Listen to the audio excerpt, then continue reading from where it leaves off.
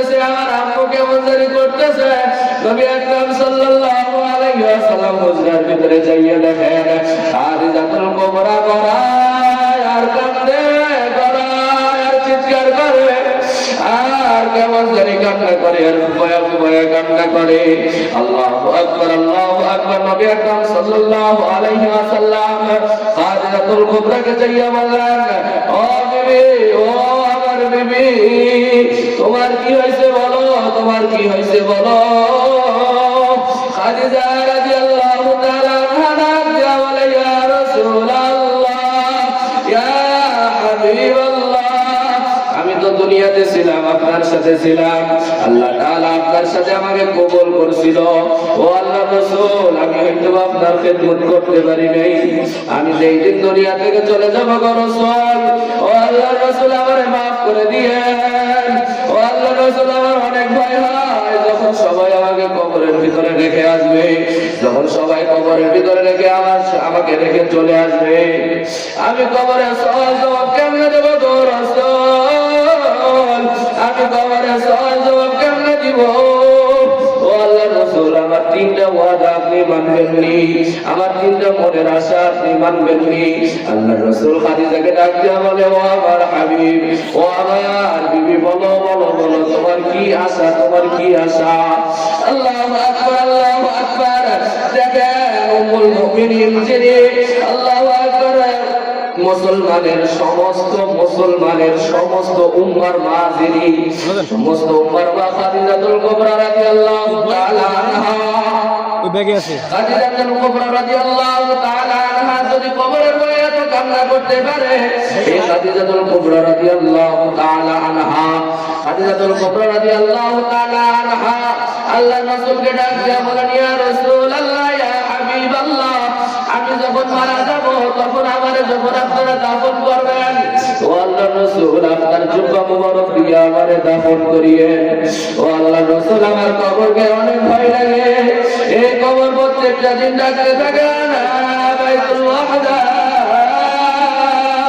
আমি একাকির ঘর, আমি সাত বিশ্বর ঘর, আমি পোকামাকড়ের ঘর, এই কবরে সামানা না নিয়ে কেউ আমার ভিতরে আসিও না। কবর প্রত্যেকটা দিন আমাকে তোমাকে এইভাবে ডাকতে আসে রে বাজার। খাদিজাতুল কুবরা রাদিয়াল্লাহু তাআলা আনহা আল্লাহর রাসূলকে ডাক দিয়া বলে, ও রাসূলুল্লাহ, ও আমার স্বামী, আমি যখন মারা যাব সর্বপ্রথম আমাকে যখন দাফন করবেন, ও স্বামী, ও আল্লাহর রাসূল, আপনার জুব্বা মুবারক দ্বারা আমার কাফন পরায়েন। মদিনার বাজারের কোন কাপড় আমার জন্য দেওয়া না হয়, আপনার জুব্বা দ্বারা আমার কাফন যেন বানানো হয়। খাদিজা ডাক দিয়া বলে, ইয়া রাসূলুল্লাহ, ইয়া হাবিবাল্লাহ, ও আল্লাহর রাসূল, আপনার জুব্বা মুবারক দ্বারা যদি আমার কাফন বানায় দেওয়া হয়, আমি নিশ্চিত কবরের মাটি আমার চাপ মারতে পারবে না, আপনার জুব্বাকে কবরের মাটি চাপ মারতে পারবে না। ও আল্লাহর রাসূল, আমার দ্বিতীয় নম্বর আশা, ও আল্লাহর রাসূল, আমার দ্বিতীয় নম্বর মনের ইচ্ছা, আমি মারা যাওয়ার সাথে সাথে আল্লাহর কাছে একটু দোয়া করবেন, আল্লাহর কাছে একটু মাগফিরাতের দোয়া করবেন। আমি খাদিজার বড় ভয় হয়, আল্লাহর রাসূল আমার জন্য একটু মাগফিরাতের দোয়া করবেন, আল্লাহ তাআলা যেন আমারে maaf করে দেয়। আল্লাহর রাসূল বলেন, আচ্ছা খাদিজা, আমি দুইটা মেনে নিলাম, বলো 3 নম্বর তোমার আশা কি। আল্লাহর রাসূলকে খাদিজা রাদিয়াল্লাহু তাআলা আনহা ডাক দিয়া বলে, ইয়া রাসূলুল্লাহ, ইয়া হাবিবাল্লাহ, সবাই যখন আমাকে মাটির ভিতরে শায়িত করে চলে আসবে, ও আল্লাহর রাসূল, আপনি যেন আসিয়েন না। ও আল্লাহর রাসূল, আমি মুনকার নাকির, আমি কবরের সওয়াল জবাবের উত্তর দিতে পারবো না, আমার বড় ভয় হয়, আমার বড় ভয় লাগে, আমি কবরের সওয়াল জবাবের উত্তর দিতে পারবো কিনা। ও আল্লাহর রাসূল, সবাই যখন আমাকে রাখিয়া চলে আসবে, ওই অন্ধকার গহীন কবরে যখন আমাকে রাখিয়া চলে আসবে, আপনি আসিয়েন না, এই খাদিজার কবরের সওয়াল জবাব না হওয়া পর্যন্ত ভালোবাসিয়েন না। ও আল্লাহ রাসূল আমার সওয়াল আপনি দিয়ে দিয়েন। আল্লাহ রাসূল বললেন আচ্ছা খাদিজা সমস্যা নাই, আমি এটাও মেনে নিলাম।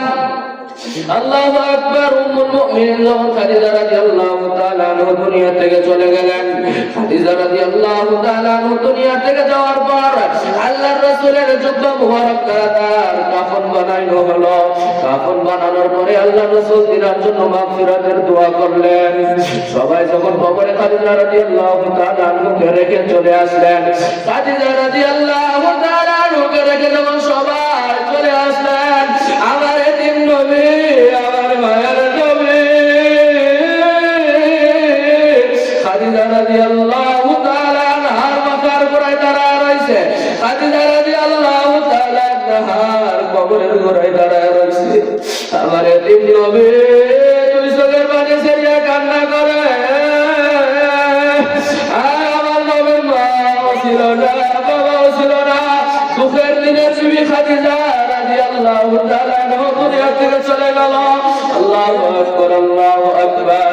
হঠাৎ আল্লাহ তাআলা জিবরাইল আলাইহিস সালাতু ওয়াস সালামকে পাঠাইলেন।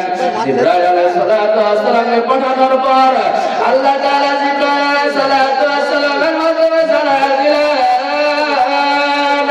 যে ইয়া রাসূলুল্লাহ, ইয়া হাবিবাল্লাহ, আপনি যেটার জন্য দাঁড়ায় রয়েছেন কবরের ভিতরে তো ফেরেশতা আসে না, কবরের ভিতরে ফেরেশতা আসবে না। আল্লাহু আকবার। মুনকার নাকির কবরের ভিতরে আসে না। আল্লাহু আকবার। জিবরাইল আলাইহিস সালাতু ওয়াস সালাম আসিয়া বললেন ইয়া রাসূলুল্লাহ, ইয়া হাবিবাল্লাহ, খাদিজার কবরের সওয়াল জবাব আমার মাওলা আসমানের মালিক, জমিনের মালিক, সমস্ত জাহানের মালিক খাদিজা রাদিয়াল্লাহু তাআলা আনহার কবরের জবাব আল্লাহ দিয়ে দিয়েছে। ও আমার ভাই, আমাকে ওই কবরে যাওয়া লাগবে। কি সামানা নিয়ে কবরে যাইতেছি, কি আমল দুনিয়া থেকে করলাম, কি আমল দুনিয়া থেকে করে নিয়ে গেলাম। নবীরা পর্যন্ত, আল্লাহু আকবার, সাহাবায়ে কেরামরা পর্যন্ত সবাই দুনিয়া থেকে কবরের সামানা নেওয়ার জন্য কবরকে দেখলে এত কান্না কাটতেন। হযরত ওসমান রাদিয়াল্লাহু তাআলা আনহু কবরকে দেখলে হাউ হাউ হাউ হাউ করে কাঁদতেন, চিৎকার করিয়া কাঁদতেন আর বলতেন সাহাবীরা, ও আমার ভাই, ও আমার সাথীরা, এই কবরে যে মাপ পাইয়া যাবে মিজান মুসিরাত হাসর সব জায়গায় মাপ পাওয়ার আশা আছে। আল্লাহু আকবার, আল্লাহু আকবার। যেই বান্দা মৃত্যুর সময় আজরাইল আলাইহিস সালাতু ওয়াস সালামের চাপ থেকে মাপ পাইতে পারবে, কবরেও তার জন্য ছাড় আছে। এই জন্য আজরাইল আলাইহিস সালাতু ওয়াস সালামের মৃত্যুর সময় যে চাপ দিবে, এই আজরাইল আলাইহিস সালাতু ওয়াস সালামের চাপের থেকে যদি আমাকে বাঁচতে হয়, আল্লাহু আকবার, এই মৃত্যুর আযাব থেকে আমাকে আর তোমাকে যদি বাঁচতে হয়, তাকে আমল ছাড়া সম্ভব না রে বাবা। ও আমার ভাই, দুনিয়ার ভিতরে যখন একটা নেককার মানুষ দুনিয়া থেকে চলে যায়, আজরাইল আলাইহিস সালাতু ওয়াস সালাম আসিয়া বলে, আজরাইল আলাইহিস সালাতু ওয়াস সালাম আসে, আসার পরে ওই নেককারকে ডাক দিয়া বলে, আল্লাহ তোমারে ডাকতেছে, আসো, আল্লাহর হাবিব আসো, আল্লাহর বন্ধু আসো, আসো, আসো, আমাদের সাথে চলো, আমার মাওলা তোমারে ডাকতেছে। আল্লাহ তাআলা রাসূল, আল্লাহর মালিক ডাক দিয়া বলে, ও আজরাইল, আমার বান্দা দুনিয়াতে সুদ খায় নাই, ঘুষ খায় নাই, আমার বান্দা হারাম খায় নাই, আমার বান্দা শীতের রাত্রে কষ্টের ভিতরে ঠান্ডা পানি দ্বারা ওযু করে ওই জান্নাতের জন্য, ওই জান্নাত কামাই করার জন্য আমার বান্দা তাহাজ্জুদের নামাজে দাঁড়ায় গেছে। ও আজরাইল, আমার যে জান্নাত, আমার এই জান্নাত না দেখায়া, আমি যেই জান্নাত ওই বান্দার জন্য রাখছি, ওই জান্নাত না দেখায়া তার মওত দিও না। আল্লাহু আকবার, আল্লাহু আকবার।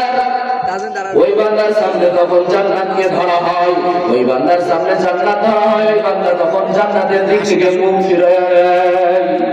আজরাইল আলাইহিস সালাতু ওয়াস সালাম আল্লাহ তাআলাকে ডাক দিয়া বলে, আল্লাহ তোমার বান্দাকে যখন জান্নাত দেখায়, তোমার বান্দা তো মুখ ফিরায় নেয়। আমি যখন ডানে জান্নাত ধরি, ও তখন বাম দিকে ঘুরে যায়, আমি যখন বামে যাই, ও তখন আসমানের দিকে তাকিয়ে যায়, ও তখন আসমানের দিকে তাকায়া পড়ে। আমি যখন আসমানের শুনে যখন জান্নাত ধরি, ও তখন নিচের দিকে চাইয়া যায়। ও আল্লাহ, জানি না তোমার বান্দা কি চায়, তোমার বান্দা ওই নেককারের রূহ তখন বলে জান্নাত দৌলত সে ইয়া রব কিয়া কারো मैं तो खुदा से डरा करो अल्लाह जन्नतेर জন্য আমল করি নাই রে মালিক ও আল্লাহ জান্নাতের জন্য তাহাজ্জুদ করি নাই ও আল্লাহ তোমার দিদারের জন্য তাহাজ্জুদ করছি ও আল্লাহ তোমার দিদারের জন্য ঘুষ খাই নাই ও আল্লাহ তোমার দিদারের জন্য হারাম খাই নাই ও আল্লাহ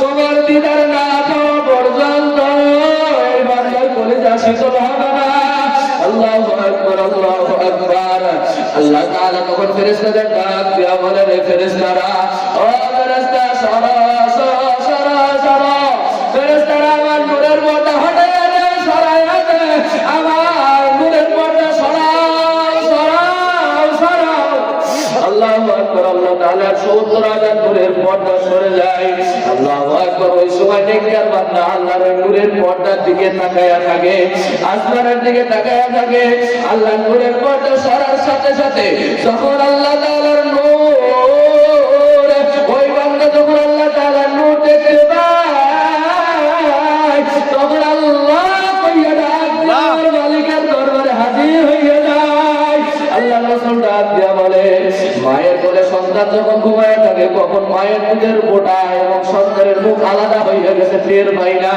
ঠিক নেককারের জানে এমন ভাবে কবজ করা হবে কখন জানি আজরাইল আলাইহিস সালাম রোটারে ধরবে ধরিয়া নিয়ে চলিয়া যাবে বান্দা টেরও পাবে না আল্লাহু আকবার যদি বদ আমল নিয়ে যদি খারাপ আমল নিয়ে তুমি দুনিয়া থেকে যায় যদি খারাপ আমল নিয়ে তুমি দুনিয়া থেকে যায় খারাপ আমল নিয়ে যদি তুমি দুনিয়া থেকে যায় আজরাইল সালাম আমার তোমার পাশে আসবে আজরাইল সালাম এমন একটা চেহারা নিয়ে আসবে যে চেহারাটা দেখার সাথে সাথে নাফরমানের কলিজা সিরিয়া যাবে কলিজা শুকাইয়া যাবে চেহারা দেখার সাথে সাথে কলিজা শুকাইয়া যাবে আল্লাহু আকবার আল্লাহু আকবার কলিজা এমন শুকানো শুকাবে এমন শুকানো শুকাবে 7 সমুদ্র 13 নদীর পানি যদি ওই সময় দেওয়া যায় না ওই কলিজার ভিতরে চলিয়া যাবে আল্লাহু আকবার আল্লাহু আকবার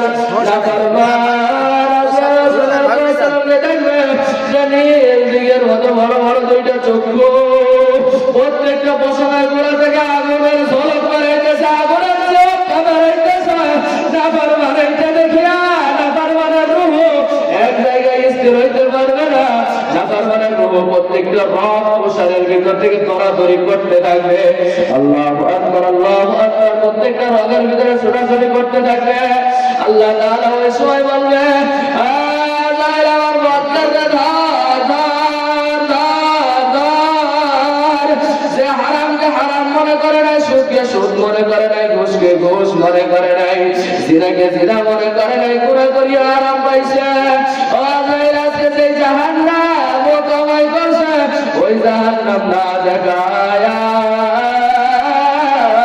ওই গুনাহগারকে নিও না আল্লাহু আকবার আল্লাহু আকবার বান্দার সামনে জাহান্নামকে দেখানো হবে বান্দার সামনে জাহান্নামকে দেখানোর পরে আল্লাহু আকবার আল্লাহু আকবার বান্দা এবার ভাববে হায় দুনিয়াতে কি করছি 5 মিনিটের মজার জন্য কত গুনাহ করছি আল্লাহু আকবার আল্লাহু আকবার আজরাইল আলাইহিস সালাম বান্দার রূহটারে ধরিয়া